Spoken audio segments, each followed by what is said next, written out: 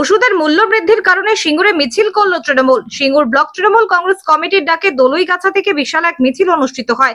মিছিলে সামিল ছিলেন সিঙ্গুর বিধানসভার বিধায়ক তথা রাজ্যের মন্ত্রী বেচারাম মান্না। নিত্য প্রয়োজনীয় ওষুধের মূল্য বৃদ্ধির কারণে কেন্দ্রের বিজেপি সরকারকে তীব্র আক্রমণ করেন তারা।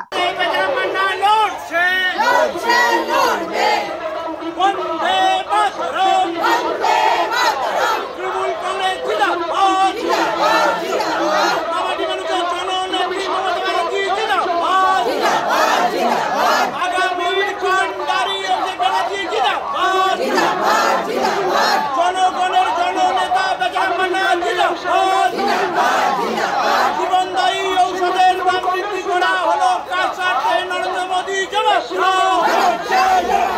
99টি জীবনদায়ী ঔষধের দাম বৃদ্ধি করা হলো কেন? বিজেপি সরকার জবাব দাও।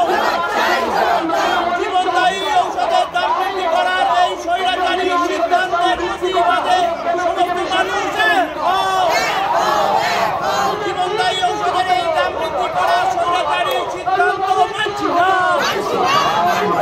Apollo multi speciality hospital. যোগাযোগ নাম্বার 03212276400 অথবা 9474147604।